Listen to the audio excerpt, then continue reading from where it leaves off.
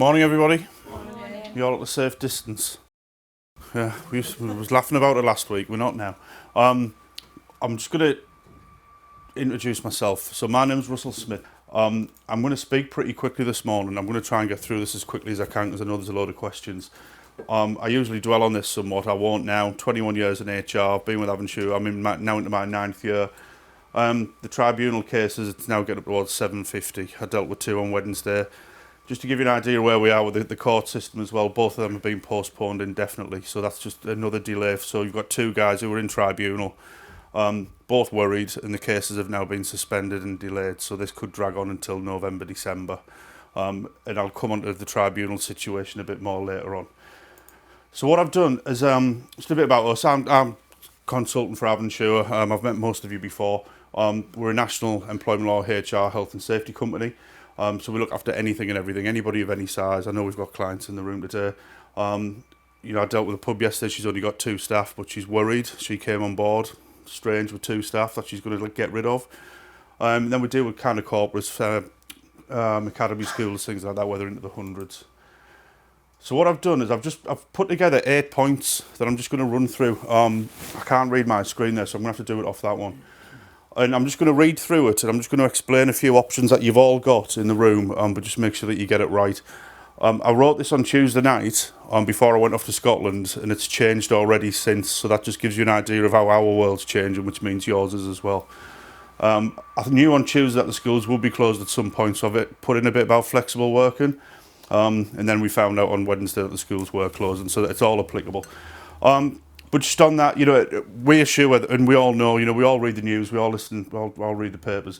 This is going to get worse before it gets better. That's the general consensus now. There was a few weeks ago when I was saying this to people, that this is going to get very bad, and some people were really blasé. I saw a guy in Sunderland on Monday who owns a pub, a hotel, and I sat with him and I said, what are you going to do about your staffing issues? And he said, well, I haven't got any. I said, well, you're going to have. And his view was, well, nobody around here has got it, so we'll be all right. And I just thought, how short-sighted is that, for a guy who's got members of the public coming in, couldn't care less. I then found out he only took the lease on the 1st of March. He bought a lease for a pub that went through on the 1st of March, and he's now got this to deal with. So people are looking at it in different ways in different places. I was in the kind of the depths of Scotland for the last 2 days, and up there's some people aren't even talking about it. They're so remote, it just doesn't really apply. Then you go into Falkirk, go into Glasgow, and everything's just locked down, so it's strange. We know already that the outcomes of this are going to be worse than the previous recession. The hit is going to be. Personally, I think that we'll go into it as quickly as we'll come out of it. So I don't think this is as long term as the last recession was by any stretch. That went on 4 or 5 years as soon as we kind of came out the back end. I think by the autumn and by Christmas we'll be pretty much back to normal. There will be a hit. There'll be an awful lot of money to kind of recoup for the government. And when they're saying 80% of the population could contract it, they're still kind of saying that as a worst case scenario. I think the best worst case now is about 60%. We're hearing that the supply chains from Asia are resuming. Patrick, you'll probably know a bit about this, about the supply chain getting back online now. But it's the EU now that's hit, and that's where the issues are. Has anybody seen food shortages in the supermarkets? Yeah. I walked into a rural shop yesterday in Otterburn on my way back from Scotland, and there was all the loo roll you could buy. And when I said, how come you've got this? She said, well, we're an affluent village. People don't panic buy. They know to you when they need it. And I just thought, how kind of sensible is that? But the 30-odd miles north of Newcastle, people aren't driving up there every morning to buy what they can. And the working practices of the entire UK will be very different when we come out the other end of this. Just on that, there's a lot of people working from home now who've never worked from home before. I'll cover that off. And what a lot of people realise is that they're making the same amount of money and doing the same jobs with staff working from home. So why they're spending 20, 30 grand in rent on an office. So in terms of technology as well, this will advance. There's probably about 10 years in 1 year. My dad, he rang me, he said, what's Skippy? I said, Skype. He said, yeah. He said, all right. He said, you have to speak to my GP on it. I said, yeah. I said, you just press the thing, so it'll dial through. I had a conversation with the GP. Now, this is a man who'll go to the doctors every 3 weeks just because he's not feeling too well. So by him having a Skype conversation for 2 or 3 minutes, it's probably saved the NHS about £500. So that's one man, one shortcut. So if that becomes a national thing, that we're all of a sudden we're taking telephone appointments with GPs, the NHS is under less stress. So the ways that we use technology over the next kind of 6 months will really, really advance. It'll probably, I personally think it'll do about 10 years progression in about a year. So, there is positives to come out of this. So the first thing, this is the biggest thing. I don't know if you want to take notes on this. I can email you the slides as well at any time and go through them. So the first point I'm saying to any business, I spoke to 7 different businesses yesterday, 2 of them face-to-face, 5 over the phone. And I said the first thing you must do is risk assess your workforce. So if it means writing a list, write a list. If you want to group them into different departments, things like that, just give it a name and then just ask yourself some basic questions about where they fit into the business. And then the next thing is once I'll work through the risk assessment, but my training was always be transparent with your staff, and your staff should be transparent with you. I know it doesn't always work like that, but if you can just explain to staff where you are as a business, you all know, you all own the business. Sit them down. Some people are fortunate to say we've never done as much business as we are. I'm seeing that people are very, very busy. Other people are sitting staff down saying we might need to make layoffs, but at least by letting them know, it kind of removes a bit of uncertainty, and uncertainty leads to fear. We'll come on to that again. But just let the staff know where you are as a business and what's likely to happen. So within the risk assessment, this does apply to everybody. No business is exempt. Like I said, I spoke to 7 completely different kinds of business yesterday, and they're all asking me the same questions. Make sure your documentation's up to date. So where you've got contracts of employment, everybody, yeah, make sure that they're up to date and they include the policies that I'm going to go through. Do risk assessments on the staff, yeah, and on the workplace. So we know that people shouldn't be in such close proximity to each other. Just make sure that there is a policy and a provision so if people are coming into work, they're not all stood in one room, very close to each other. Just common sense on that one, really. But then when I talk about the individual risk assessment, so I actually did it yesterday with somebody I was actually sat in front of, and they just wrote a list. There was about 14. And I went through this with them, and I just said, right, who do you know has got family, young family? So he kind of ticked the box. So you can see how the risk assessment works along. Are any of them carers? And he said, I don't know. I said, well, now's probably a time to ask. Because if there are a part-time carer, they may become the full-time carer. My wife, she's a part-time carer for her mum. If she ends up being the full-time carer because the care agency can't send 4 different carers in, I will become a single parent this weekend of 3 girls. And it was only yesterday when I really thought about that, when she said, we're meeting the care providers, speak to social services, but if she has to relocate to Gisborough, we can't go there because we've got young kids. She can't come out of the house because it would cross-contaminate. My mother-in-law is, she's seriously ill already. So when I'm thinking I might be a single parent for 3 months, all of a sudden it was kind of the reality hit me then. Instead of being off and about driving my car and just speaking to people, I might actually be, sat at home, working from home permanently. So find out who's a carer, who's got family. Everybody doing health questionnaires for the staff? Mm-hmm. Yeah? Okay, we do one. Is what, I go on about this all the time, and all the presentations that we do, I bore myself with it sometimes. But you might have staff who've got underlying health issues that, because the fear in losing the job, they're not going to come to you and say, I shouldn't be amongst these people. There'll be people putting themselves at risk just to try and tick the box. Just to make sure that they can get into work and take the wage. So find out what underlying health issues they've got. Work out who can work from home. Have you all done that one already? Yeah? Have you got people working from home already? Have they moved? No? Still at work. That comes with its own issues as well, which again I'll come to. Assess the IT situation. If you send somebody to work from home, it's your responsibility to provide them with the IT that they need. So if somebody's saying, yeah, I've got a laptop at home, I'll just use that. It's actually your responsibility as the employer to provide them with whatever they need. Lauren's a good person to speak to if you're looking for IT infrastructure to take on for your staff. Also, another one, this is a key one for me, is identify a pool of people willing to do overtime. So where you've got members of staff who will have family or carers who basically they'll come to you and say, I don't want to be here. I'm going to put me 2 weeks in now. I think my wife might have it. You'll have lads who are money hungry who'll be coming to you begging for overtime. So get a pool, get a list of people that you know you can rely on. Also the time off in lieu thing, if you work in any industry really, if you go to staff early doors and say, look, we might need you to come in and cover for people who go off sick, are you okay banking up time off in lieu and we'll pay you towards the end of the year, or we'll give you the holiday towards the end of the year. So it's not as manic then, you can kind of spread this out a bit. Holiday requests, so if you are in a layoff position, which is point 2, it might be an idea to say to people, you've got 15 days holiday that you haven't taken yet this year, would you like to take 10 days paid holiday? Just gives you a bit of breathing space. It means that they use the holiday and you're not having to pay layoff or you're not having to pay SSP. Awkward staff, when you risk assess them, I don't, but you know which ones are going to kick up a stink. Yeah, and there's always 1 in 10. It's it's reality, it's life. Just identify who they are and just be aware of that they may come back with a few awkward questions. Identify who's been off sick a number of times as well, because they're going to be the first ones to go off sick within the next few weeks, guaranteed. Also identify, this is quite harsh, this one, but this is reality at the minute, which staff have less than 2 years service. And that means that, in theory, they're the easiest to get rid of if you need to. The first to go. There's no recourse for unfair dismissal. There is discrimination, though, which I'll come to towards the end. But just having a list of who's got under 2 years, like I say, it's not nice, but, they're the easiest and the cheapest to get rid of. And also, when you do a risk assessment of everybody, just work out what that person does and what can you manage without them for 2 weeks.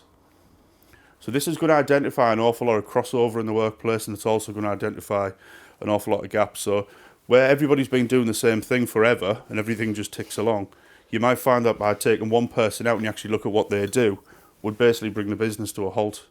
What you might also find as well is that you take somebody out of the business who you think's a key person and you realise that life goes on is actually better without them. So there's a lot of people doing this. I'm not going to say rightly or wrongly, are going to use the scenario to actually get rid of people that they don't want.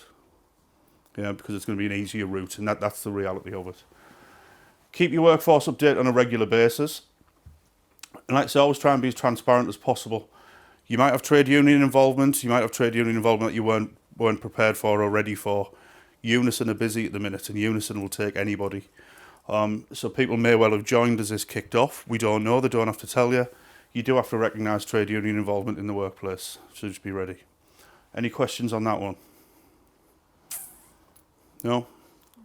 So that's my first thing, is just risk assess who you've got and what they do. Yeah. Right. Okay. It's good that the government are talking about not jumping straight into redundancy and what they're trying to do. And I'm hoping today they will announce that they're going to actually pay wages. There's going to be a subsidy for wages to try and stop people being laid off. So I'm going to give you a scenario here about why layoff actually works versus redundancy. Redundancy is final. It's almost like the execution. Once somebody's been made redundant, the chance of them coming back are pretty much they're gone. So the layoff exists for a reason, and it gives you breathing space. So the scenario I'll give you there, like I said, I'm not too into statistics on this, so I've kept it really basic. So there's variables in this, but if you just use this as an example. Order book is dried up, creditors are refusing to pay. Anybody in that situation already? Yeah? No? Okay. Cash flow's running low, you're looking at staff cuts. We know that there is access to grants and loans, we don't know when it's coming yet. Just so you know, I'm not just speaking as an HR consultant here. We actually own a picture frame gallery in Saltburn. My wife runs it. I'm suffering what you're suffering as well. We've had to lay off the Saturday staff. We don't know when we get our small business rate exemption, £3,000 through, and we don't know when we can apply to the bank for a grant to pay the wages. So, I get this firsthand, so I've still got questions around this. Cash flow is running low because nobody's in Saltburn at the minute and nobody's bringing pictures in to be framed, and all of a sudden everything just ground to a halt. The options are there, but we don't quite know where they are at the minute. So the example is, there's nobody called Bill is there in the room, like the kiss of death. Bill has 10 years complete service, he's under 40. The reason he's under 40 is that you get paid 1.5 weeks redundancy if you're over 41. Worry about that when you need to. He earns £500 a week, so if you sit down as a knee-jerk redundancy, Bill would be entitled to 10 weeks notice, 10 years service, 10 weeks redundancy, 10 years service, times his weekly wage, so 10 grand to get rid of one bill this afternoon. Yeah, there's going to be a lot of people laid off at 5 o'clock today, a hell of a lot, and this will hit the news at 5 o'clock, and this is why it needs to be addressed at 5:15 in Boris's daily speech. So that, for me, you might have 10 bills.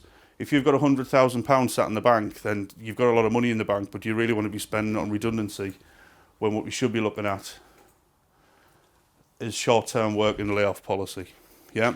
So if you bear in mind that £10,000, so regardless of Bill's length of service, you might have been there 10 years, 20 years, doesn't matter if he's 41 or not, forget his weekly wage, he would be entitled to, under a layoff policy, 5 days statutory guarantee pay. That's all you would pay him. So it's £29 per day. You can lay off, so he only gets paid for 5 days within a 3-month period. So you would be paid £145 and you can lay him off for up to 6 weeks. So I'll explain how that works in a bit more detail. So on one bill, you can save yourself £9,855 and give yourself up to 7 weeks breathing space.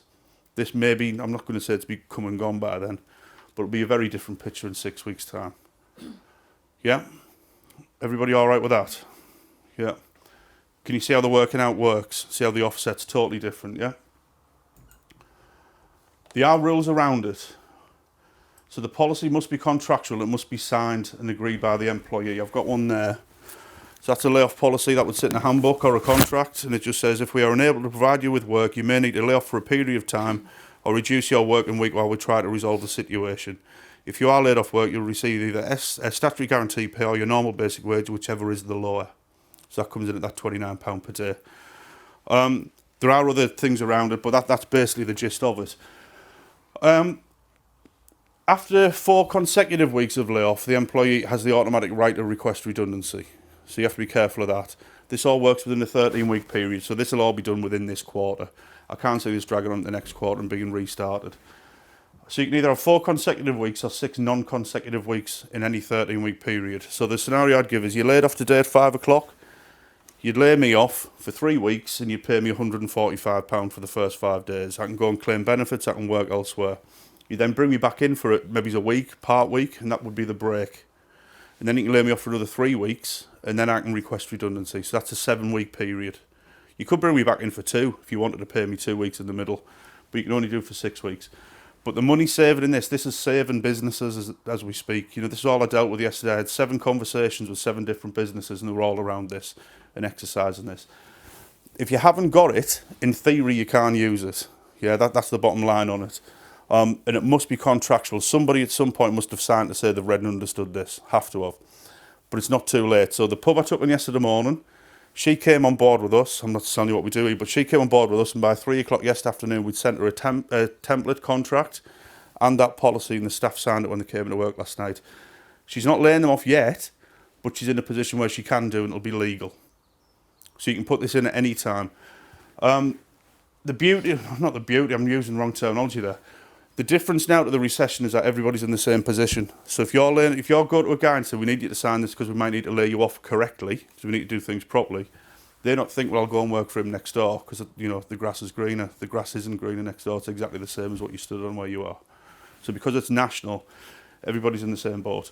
They'll have the right to claim benefits. I know they're speeding up the universal credit situation. I've never been there. I don't know what it's like. I hear it's grim, but, you know, it is there as a safety net. They also have the right to work elsewhere. So they could go and jump ship and go and do part work for somebody else. It might be a delivery driver for Asda. They might go and work for Amazon.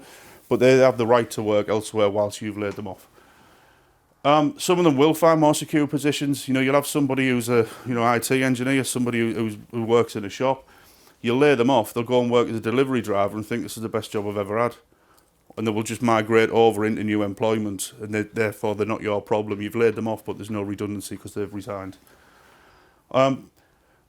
This is what you need to be careful on. If you haven't got the policy and nobody's signed it, any contractual requests or demands would be deemed as constructive dismissal. So if I hadn't signed that with an Avensure and they said, right, Russell, we're laying you off this afternoon, I'd say, whoa, hang on, you can't, I haven't got a policy saying that you have the right to lay me off. So that would be constructive unfair dismissal. Any questions on that? That's the key thing that you need to take away today, is just be prepared to have that ready. Yeah, I'm not saying do it this afternoon, I'm not saying do it next week, but when you need to, that's what you need to exercise rather than jumping into redundancy. So it's only really applicable to those who've worked over 2 years? Yes, it is. If you want to get rid of the people with less than 2 years, they don't qualify for redundancy, so you can let them go on a short service dismissal. Just be very aware about the discrimination ones that I come to at the end. Yeah, so there's a lot of people who've already done that. They've risk assessed. Half the staff have got less than 2 years, half are over, and they've just said to the ones with 2 years, right, see you later. Within that pot of see you laters, there will be somebody who is black, white, gay, straight, Jewish, Islamic fundamentalist, who says you've only done that to me because I am. So therefore, all of a sudden we've got a discrimination claim. Yeah, that's the real trap at the end of all this. Yeah. So if you've got somebody who's under 2 years Yep. and you start this policy, is that still capped at 13 weeks and are they still entitled to the 5 days? Yeah. You can lay anybody off at any time. So I might have only started on Monday. And you'd say, right, Russell, we're laying you off on Friday. There's 5 days statutory guarantee pay. But you don't have to have a break in between with that one, if they're less than 2 years? Well, you'd just finish them, essentially, yeah. You know, they'd just be released and they'd come back if you needed them to, if they wanted to. That'll be deemed as a short service dismissal, which is usually on the grounds of suitability. The suitability wouldn't be them in this case, it would be you. You know, the position isn't suitable because we can't afford to fund it. Any more? But that will save businesses, and this is what they were talking about, what the Chancellor said yesterday about rather than jumping to redundancy, consider layoff. You know, explore every opportunity, every avenue that you've got before you. That's what the 6 weeks said. It becomes automatic redundancy. But it gives you the breathing space. You know, imagine having that 8 weeks at the minute. That's what it is. That's the lifesaver. So you only pay them £145 for up to 7 weeks' work. So you only pay them at once.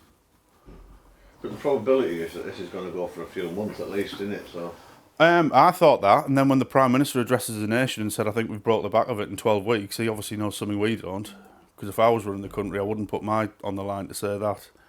So when you look at in terms of the medical, you know, where we are with that, it's a bold move to say, I think in 12 weeks we'll have brought the back of it. So personally, I mean, away from this, I think as soon as the antibody test is established, as soon as we start finding out that your cousin's had it, but she didn't know and she's fine, and then your next door neighbour, and then the guy that you work with, and all of a sudden you've got this pool of people who are perfectly fine, who you didn't even know had it. That's when you start to get the momentum of the positivity. And that's when you come out the other side. So they must know that that test is imminent. That's my view on it. So I reckon within a week or 2 weeks, they'll start testing people who think they've had it. I might have had it, you know, I wasn't well last week. Thursday through to Tuesday, I felt ropey.